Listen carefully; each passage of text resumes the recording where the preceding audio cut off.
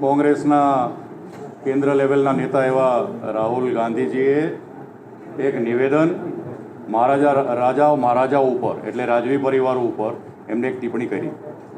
એમની ટિપ્પણી પ્રમાણની કરી કે રાજાશાહીના અંદર રાજવી પરિવારો અને ક્ષત્રિય સમાજ એમને ઠેસ પહોંચે એવી એક એમની નિવેદન કરવામાં આવ્યું કે ગમે ત્યારે જમીનું હડપી લેવાની એક માનસિકતા ધરાવે છે રાજવી પરિવાર.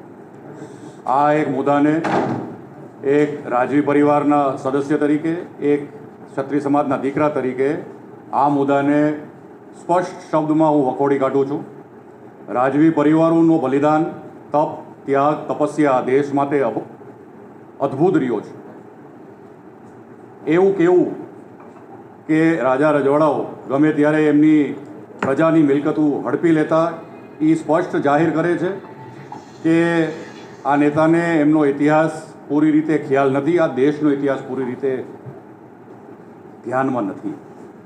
રાજા રજવાડાઓનો, રાજવીઓનો અને પ્રજાનો જે એક અતૂટ નાતો જે હતો, જે નજીકનો જે સંબંધ હતો, સતત ચિંતા કરતા એમના પ્રજા માટે એવા રાજવીઓ કોઈ દિવસ એમના પ્રજાને કોઈ પણ નુકસાની થાય એવું કોઈ દિવસ ન કરતા. ક્ષત્રિય સમાજ, રાજવી પરિવારો 18 વર્ષને ભેગા લઈને ચાલતા અને 18 વર્ષને ભેગા લઈ અને એમનું શાસન અને વહીવટીતંત્ર એ જમાનામાં ચલાવતા. આગળ આવતા જ્યારે 47માં લોકશાહીનો સમય આવ્યો ત્યારે આ દેશના અંદર, દુનિયાના અંદર નહીં બનાવ બન્યો હોય એ પ્રકારનો બનાવ બન્યો કે જ્યારે 562 રજવાડાઓએ દેશ હિત માટે લોકશાહીના પર્વમાં જોડાણા અને એમનું પોતાનું સર્વે દેશને અર્પિત કરી દીધું. આ ઇતિહાસ રાજવી પરિવારો અને ક્ષત્રિય સમાજનો રહ્યો છે. જો કોંગ્રેસના નેતાને હું આ તબક્કે ધ્યાન ઉપર મૂકવા માગું છું કે જો ઇતિહાસને આપને ધ્યાન ન હોય તો આવા સ્ટેટમેન્ટ આપ ન મૂકો. મારે આ તબક્કે કોંગ્રેસ પાર્ટીને પણ એમની શું આ ટિપ્પણી ઉપર એમનું ઓફિશિયલ લાઇન શું છે એ એમને પણ મારે એક પ્રશ્ન પૂછવો છે કે કોંગ્રેસ પાર્ટી આ મુદ્દા સાથે સહમત છે તો એક સ્પષ્ટીકરણ કરે. કોંગ્રેસ સરકારે ભૂગોળના અંદર રાજવી પરિવારો અને ક્ષત્રિય સમાજને ટાર્ગેટ કરેલા છે. 47 પછી જે લેખિતમાં જે વચનો દીધેલા હતા, જ્યારે સર્વ રાજ સોંપાઈ ગયા ત્યારે જે અમુક વચનો દીધેલા હતા કોંગ્રેસ પાર્ટીએ, એ આવનારા સમયના અંદર કોંગ્રેસ પાર્ટી એમાંથી એક કરીને પાછી નીકળી ગઈ. સાલિયાણા હોય કે પછી વિશેષ જે પણ લેખિતમાં ડોક્યુમેન્ટેડમાં જે વિશેષ જે પણ અધિકારો દીધેલા હતા એ બધાએ સાલિયાણા સાથે 70ના દાયકામાં કાઢી લેવામાં આવ્યા. ટોચ મર્યાદા જેવા, ગળખેડ જેવા નિયમ રાજવી પરિવારોને અને ક્ષત્રિય સમાજને ટાર્ગેટ કરવા માટે આવ્યા હતા.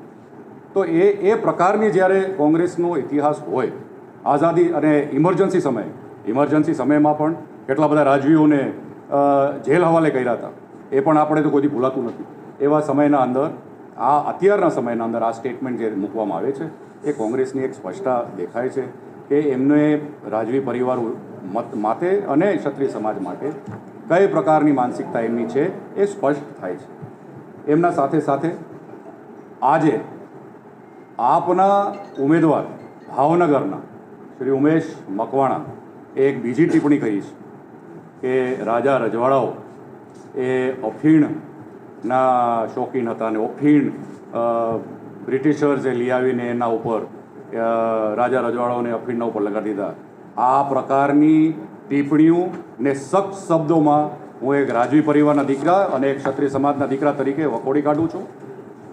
ખરેખર આ ચૂંટણીના અંદર આ બંને જણાઓએ જે બે દિવસના અંદર જે આ ટિપ્પણી કરી છે એને ખરેખર ગુજરાતની પ્રજા, ક્ષત્રિય સમાજ મોટે પાયે આ બે જે મુદ્દા મૂકવામાં આવ્યા છે એને વખોડી કાઢે છે. અને ખરેખર આજ સવારથી જે મુદ્દા મૂકવામાં આવ્યા છે આ બધાના ધ્યાન ઉપર છે.